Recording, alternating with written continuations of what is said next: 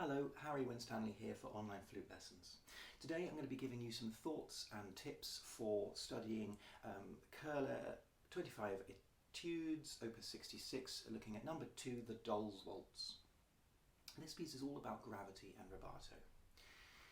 Gravity in music, a really useful concept to think about. It leads to a very intuitive, natural sense of phrasing. What do I mean by gravity? Well, what goes up must come down, as they say, and this study is a great example of that. When we hold notes, give them little tenutos, as we do often in the first notes of each of the bars in this piece, we don't want to stop or hold the notes suspended in mid-air. That's unnatural. Rather, much like when a pendulum swings, it goes up and then it comes down like that. It doesn't hold in mid-air, it sort of goes up slow, slow, slow, and then picks up speed as it comes down. So we need to really think about that, and that's applicable to all musical phrasing often. And the rubato part of this as well is rubato, Italian for robbed. So what we rob in terms of time, so if we take time at one part of the bar, or one part of the piece, we have to give it back. So if we're holding up notes, the notes that we're not holding up, we need to let them flow.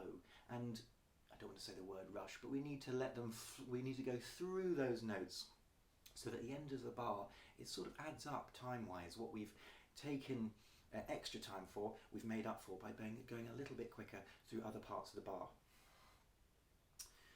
But I think gravity is the best way of thinking about that, rather than thinking of a little bit extra here, a little bit quicker here, and this pace lends itself so well to that, because if you look at the physical shape of the notes, of the melody, we've actually got that lovely pendulum swing. So, and that pendulum swing, that lovely shape, also gives us a really good guide to how to use the air dynamically in this. So as we go up, obviously we need to use more air to support the tone, to make sure that the notes don't split, get a nice pitch to it. And if the notes go up suddenly, if we get a whoosh upwards, we need to do that with our air as well, and not in stages. So when we get to a top note, we don't want to hit it suddenly, but we work up to it, so we push through the notes before one of the higher notes to give us that real good lift off to get to that note.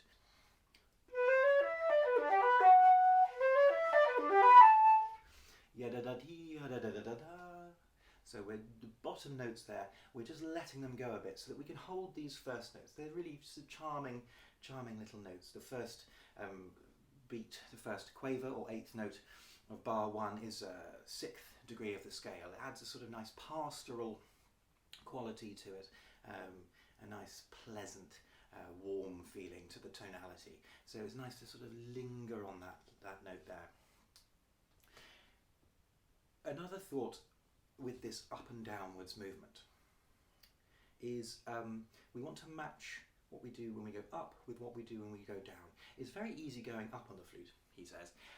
It's relatively easy going up on the flute. Going down on the flute and keeping the tone consistent is a lot harder, and that's something we need to work on quite hard here, so that we're da da da dee da da ya da da da, so these bottom notes don't disappear. We don't get. We want to hear those bottom notes without hitting them really hard. We want to hear them. So this is worth some slow practice. Or in fact, if you look at your Moyes 24 melodic studies, if you look at number 10, that's a really good exercise for practicing matching the tone quality as we're going down in the flute, so that we can get a nice equal tone. Equality in tone is one of the key components to playing virtuosically.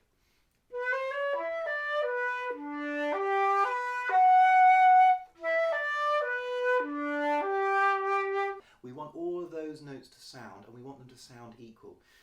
Yes, when we come to play it, we're going to be doing little swells and little pulling back in terms of dynamic, yes, but we need to be able to do something a bit mechanically before we can do all the artistry on it. So make sure that you can play all of these notes nice and equal.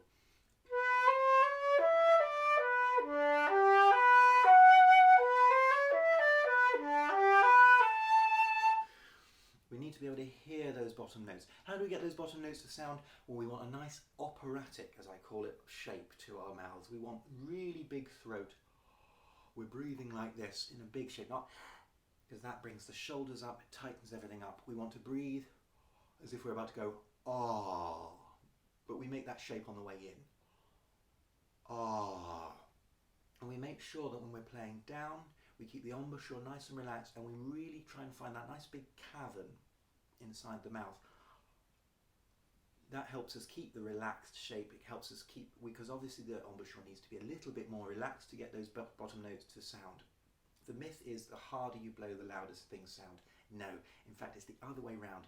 The more gently you can manage to play these notes, but accurately and sensitively with the embouchure, that's when you're going to get real resonance to these bottom notes.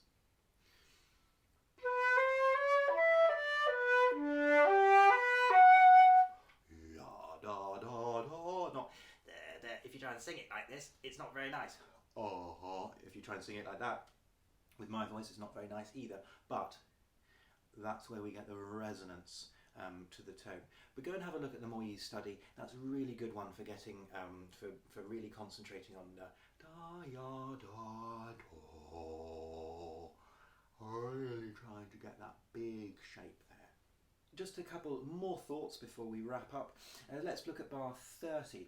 Okay, so the mid-section of this study, we do lots of things twice, and there's a really important rule in music, as in rhetoric, as you know, when we're talking, we very rarely say the same thing twice, exactly the same. In fact, when we do, it's sometimes a little bit startling. So the same thing in music. We don't like to say the same thing twice, exactly the same.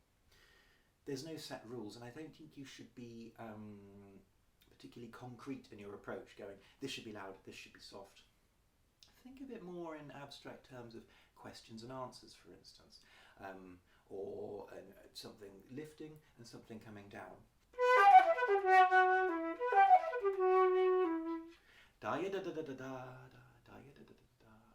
So a little echo there. That's a very common thing to do. Don't always resort to the echo. I would always say as a top tip. Sometimes it's nice to have a little bit more the second time. Or, not in the case of always playing more the second time, but actually playing less the first time. When you want to crescendo or highlight something, it's not always about playing the second thing more, or the place you want to go to more. Actually, often it's about starting less. Just a thought about the tonguing, but that's something we can cover in my video on the Boehm Caprice Etudes number 23 in G, but we want to avoid added accents. Da ya da da da da da, da ya da da da da da.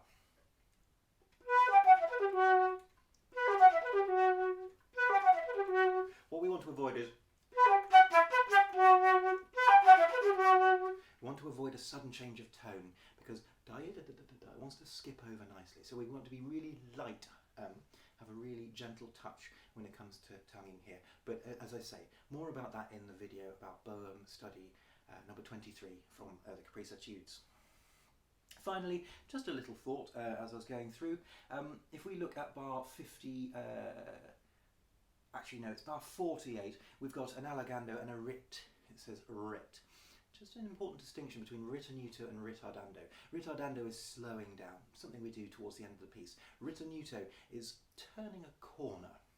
And bringing us back to what we said at the start of this session is we have a sense of gravity, a sense of pendulum swinging, and when we have a ritenuto, a turning corner, as we have here in bar 51, try to avoid stopping. Okay? We always want to try and keep a flow in music until we really, really want to come to a stop. Especially important when we're playing things like Bach. If we keep putting in stops at every cadence, it becomes a bit choppy to the listener. So actually, try and have this sense of up and down.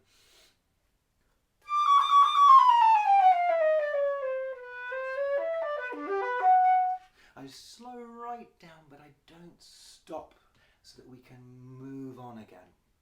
That's a really important thing to pick up. So gravity, rubato, the idea of paying back what we've taken from somewhere else, and using the up and down shape of the music to instruct us how to use our air dynamically. That's the important lessons to take from this. Great, I hope you enjoyed this video, I hope it was useful to you. Do subscribe to the channel and check out the other videos. Happy practicing!